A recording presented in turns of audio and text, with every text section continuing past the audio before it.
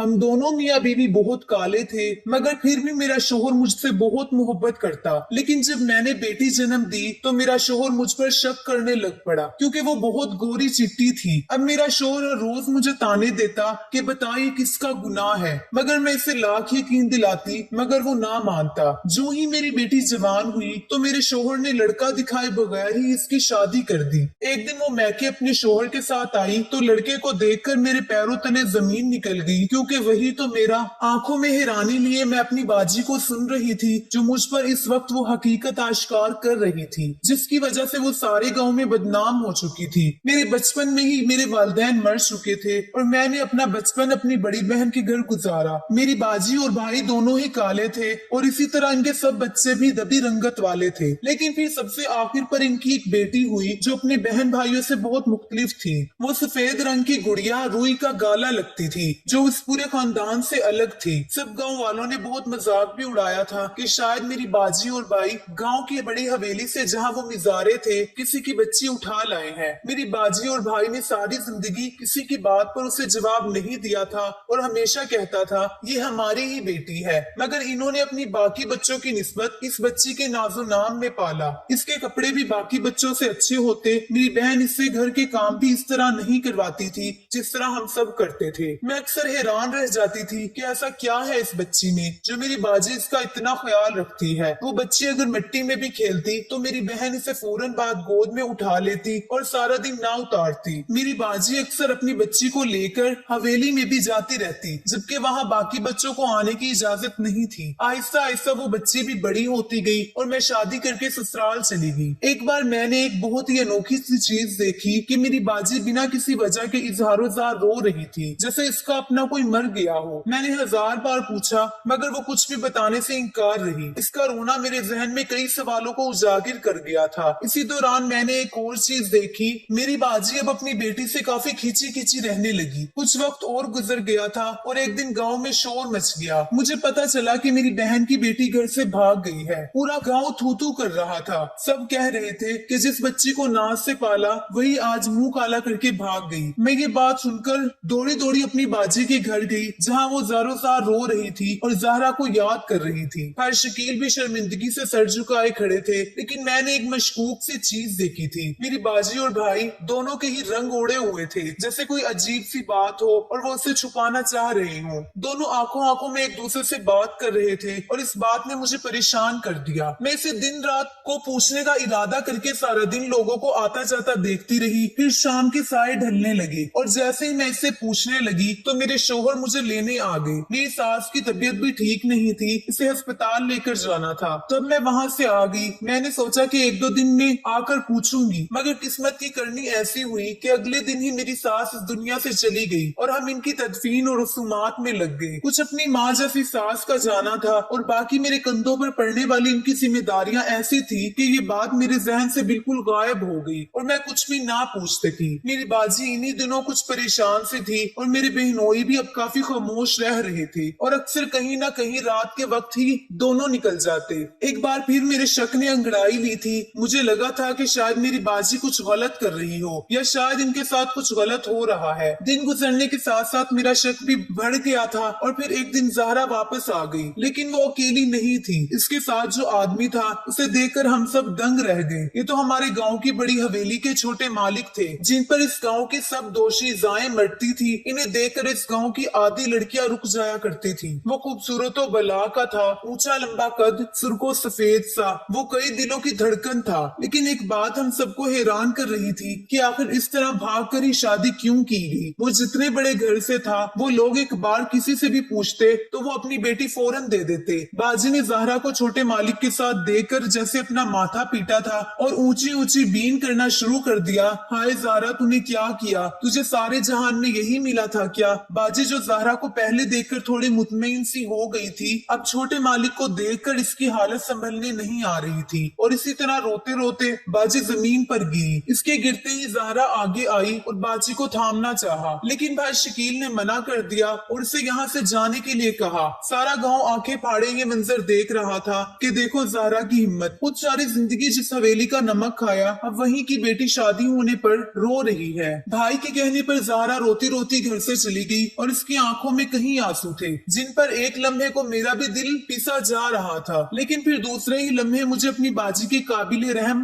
हालत का ख्याल आया। बाजी जो काफी देर तक होश में नहीं थी। शाम के साए ढल रहे थे। बाजी ने आंखें खोली और पहला सवाल किया कि ज़हरा कहाँ है। अब की बारी जवाब हशकील ने दिया था। इन्होंने बताया कि वो ज़हरा को घर से निकाल चुके हैं, जिस पर बाजी ने शिकवा कुन निगाहों से भाई को देखा और फिर रोने लगी और मुसलसल यही कहे जा रही थी, हमसे गुनाह हो गया ज़हरा की अब्बा, हम लोग कुछ ना कर सके, हमसे गुनाह हो गया। बल्कि गुनाह नहीं, हम तो गुनाह कबीरा का इर्तिकाब कर बैठे हैं। ऐसे ही बीच बीच करती बाजी पर से गनूदगी में चली गई और मेरा दिमाग वहीं अटका था कि आखिर मेरी बाजी से ऐसा कौन सा गुनाह हुआ है जिस पर वो इस तरह से रो रही है। मैं इस रात अपने शोहर से इजाजत लेकर वहीं रह गई ताकि अपनी बाजी से सारी हकीकत जान सकूं, क्योंकि मेरी छठी हिस्स कह रही थी कि बाजी सबसे कुछ न कुछ तो छुपा रही है।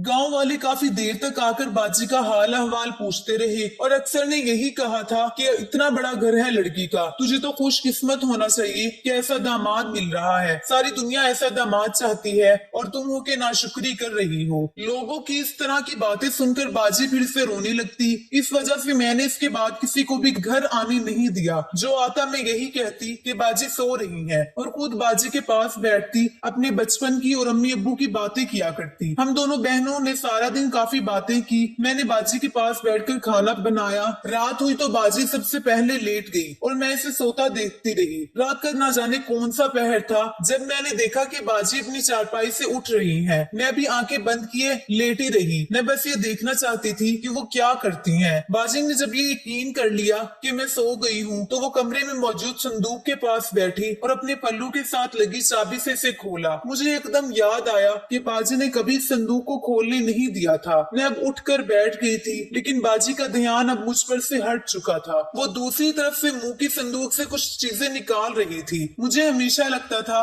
कि बाजी संदूक में अपना जेवर रखती है, इसीलिए नहीं खोलती, और आज मुझे ये भी जानने का इश्तियाक हुआ था, इसलिए मैं अब तक खामोश थी। बाजी ने एक एक करके चीजें निकालना शुरू की थी और मैं वो चीजें देखकर हैरान रह गई। सबसे पहले वो कुछ छोटे कपड़े थे जो बहुत ही छोटे से बच्चे के थे। इसके बाद कपड़ों का साइज बड़ा होता गया, वो सब लड़कियों के कपड़े थे। इसके बाद बाजी ने खिलौने निकालने शुरू किए, कुछ प्लास्टिक के थे, कुछ मिट्टी के थे। इसके बाद तस्वीरों की बारी आई। एक एक करके वहाँ काफी तस्वीरें हो गई थी। मैंने अपना जहन पर जोर डाला तो इनमें से कुछ कपड़े ज़हरा के थे जो बचपन से अब तक वो पहनती आई थी, और कुछ खिलौने भी, लेकिन बाकी के कपड़े और खिलौने तो मैंने ज़हरा के पास कभी नहीं देखे थे। इसके बाद बाजी ने तस्वीरें देखना शुरू की तो मैं शुरू पर जो तस्वीरें देखी थी वो भी ज़हरा की थी, लेकिन इसके बाद इनमें एक और वजूद का इजाफा हुआ था। मैं इतनी दूर नहीं बैठी थी कि वो शक्लें ना देख सकूं, लेकिन फिर वो दूसरा वजूद जो किसी बच्ची का था मेरी पहचान में नहीं आया, लेकिन इसकी शक्ल मेरी बाजी और भाई शकील से बहुत मिल रही थी और इसका रंग भी वैसा ही सांवला सा था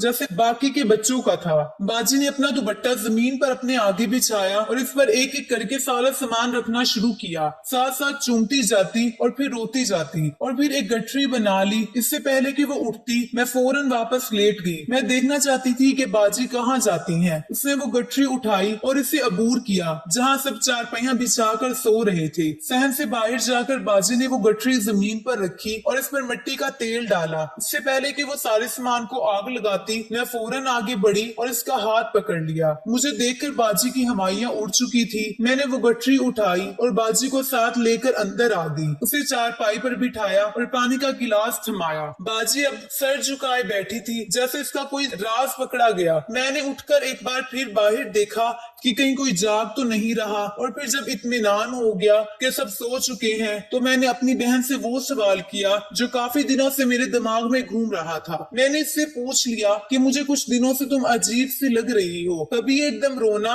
और कभी फौरन खामोश हो जाना, और अब पहले ही वो सब चीजें देखना, इन्हें चूमना, रोना और फिर आग लगाने के लिए ले जाना। मुझे ये सब ठीक नहीं लगा। मैंने इसे ये भी कहा था कि मुझे आपका ऐसे ही सब करना मशकूक लग रहा है। पहले कुछ अरसे पहले आपका ज़हरा के साथ रवैया कुछ और था, और अब इसके लिए इतने बैर, इतना रोना धोना क्यों बाजी, क्यों? मेरी इस बात पर बाजी ने कहा कि ऐसा बिल्कुल कुछ नहीं है जैसा तुम सोच रही हो, वो तो सब ऐसे ही बस हुआ। ये मेरे दिमाग का फितूर है, मगर मुझे इसकी बात में बिल्कुल सच्चाई मालूम नहीं लगी, और मैंने बात एक बार फिर से दोहराई थी, लेकिन वो फिर इनकारी हो गई। मैंने इसे काफी कुछ कहा था कि शायद इस बच्ची के सफेद रंग की वजह से इसे कुछ नहीं कहती। बाकी काले बच्चों को इनकी जरा सी गलती पर ही इतना सख्त डांटा करती। तो मतलब ये हुआ कि वो बाकी औलाद से प्यार नहीं करती, या फिर वो शायद अपनी ही बेटी की खूबसूरती से जलती हैं, इसलिए वो ये सब कर रही हैं। इस इल्जाम पर इसकी आंखें भीग गई थी और फिर उसने मेरे सामने सच के पर्दे खोलना शुरू किए और वो राज बताया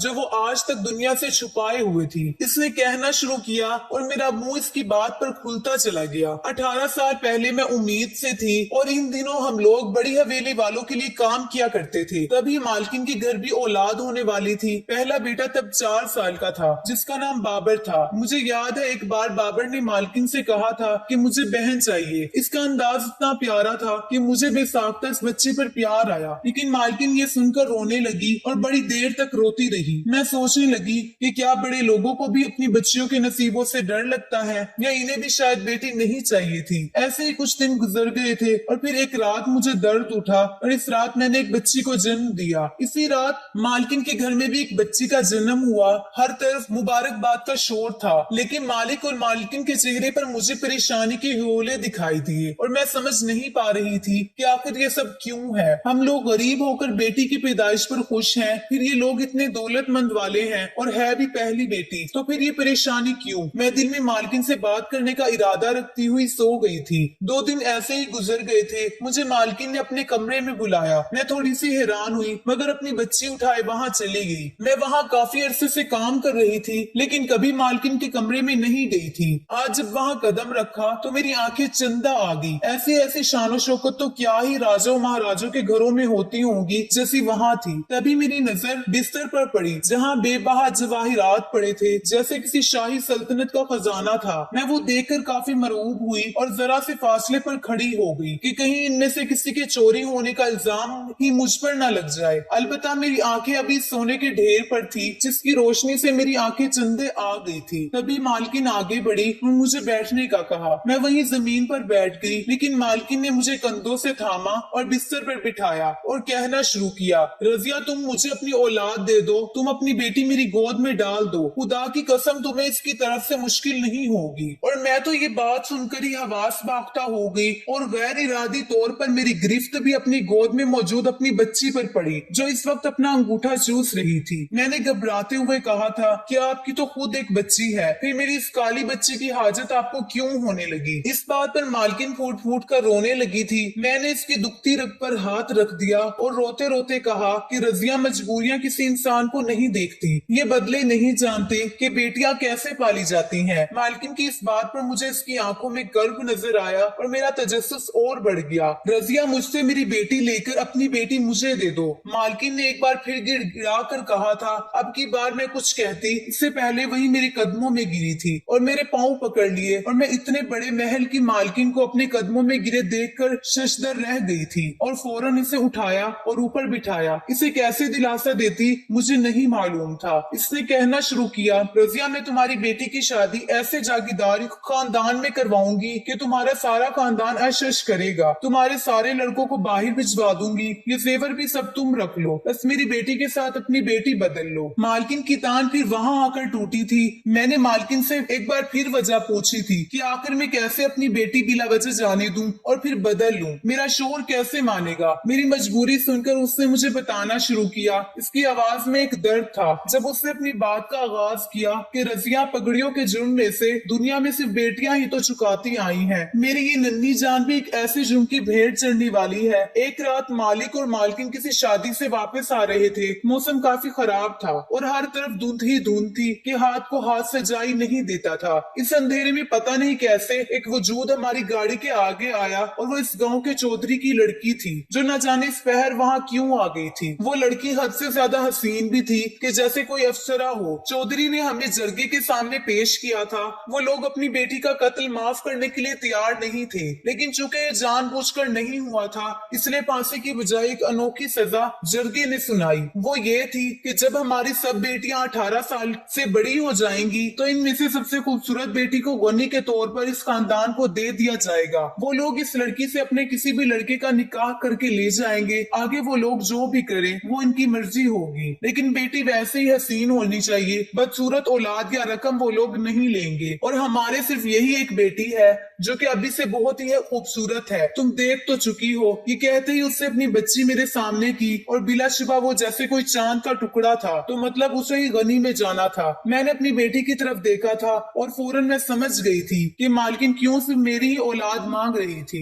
मेरी बेटी का रंग भी काला था जैसा बाकी बच्चों का था। दूसरा, इसके नकूश भी बहुत आम से थे। मेरे सामने वो सब आसाइशें भी थी जो मालकिन ने मुझे देने का वादा किया। मेरे बेटों का मुस्तकबिल और बेटी की जिंदगी सब मेरे सामने गुम गई थी और मैंने बच्चियां बदलने पर रजामंदी दे दी थी, जिस पर मालकिन का चेहरा ऐसे खिला था जैसे किसी ने उसे जिंदगी का परवाना थमा दिया। मालकिन ने जेवर मेरी झोली में डाल दिए और वहीं अपनी औलाद मेरी झोली में डाल दी और नतीजा बच्चा पकड़कर उसे चटाचट चूमा था। और मैं तो इस बच्ची को देखकर चूम भी ना सकी कि वो इतनी नाजुक गुड़िया जैसी थी। मालकिन ने मुझसे कहा था कि मैं अक्सर इस बच्ची को मिलने आया करूं और इसी तरह वो भी अपनी औलाद को देख लिया करे, लेकिन हम कभी बच्चियों को ये नहीं बताएंगे कि ये कौन है। जब दोनों बच्चियां बड़ी हो जाएंगी और इनकी शादियां हो जाएंगी तब हकीकत बताएंगे। मालकिन की इस बात पर भला मुझे क्या मसला हो सकता था। मैंने भी फौरन हाँ कर दी और अपने शोहर को भी जैसे तैसे करके मना लिया। इस तरह एक शहजादी हम गरीबों की कुटिया में पलने लगी थी और हमारी बेटी वहाँ महलों में जिंदगी जी रही थी। मैं अक्सर वहाँ जाकर उसे देखती और तस्वीरें, छोटे कपड़े और खिलौने छुपा कर ले आती। उन्हें देखकर मुझे लगता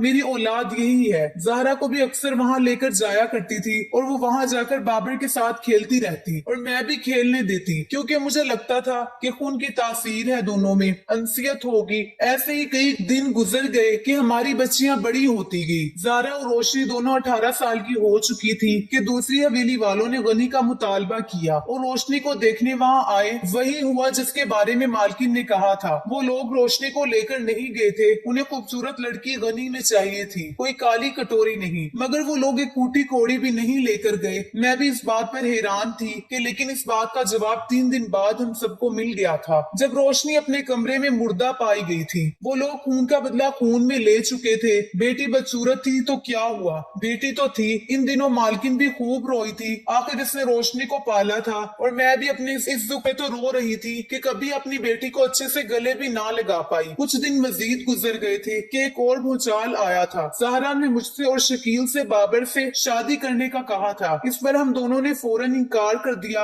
आखिर कैसे हम दोनों इसकी शादी इसके सगे भाई से करवा देते। ये तो गुनाह कबीरा था जिसका मुर्तकिब होने का हमें ज़हरा कह रही थी। हम दोनों बहुत परेशान थे कि आखिर इस मसले से कैसे गुजरे। अभी हम इसी सोच विचार में थे कि ज़हरा घर से भाग गई। हमारे सारे किए करवाए घर का पानी फिर गया। इस बच्ची की जिंदगी बचाने के लिए हमने अपनी बेटी गवा दी और ये हमारा मुंह काला करके चली गई। आज वो अपने शोहर के साथ आई तो मैं ये कैसे देख लेती कि वो अपने ही भाई की बीवी है। बाजी मुझे सारी बात बता चुकी थी और अब वो फूट फूट कर रो रही थी और मैं तो हैरानी से सब सुन रही थी कि हमें कभी भी पता नहीं चला। बाजी के दर्द और इनके गम का अंदाजा करते मेरी आंखों से कई आंसू निकले और मैंने बाजी को गले लगा लिया। अगले दिन सुबह सुबह बाजी और शकील भाई हवेली जाने के लिए तैयार हुए। इन दोनों ने सोच लिया था कि अब वो कुछ भी नहीं छुपाएंगे और ज़हरा को सारी हकीकत बता देंगे। मैं भी उनके साथ थी। आज वो वहाँ हवेली पहुँचे तो सामने ही मालकी नजर आ गई। आज बाजी का सर झुका हुआ नहीं था। वो इन दोनों के सामने कुर्सी पर बैठी थी और मालकिन से कहा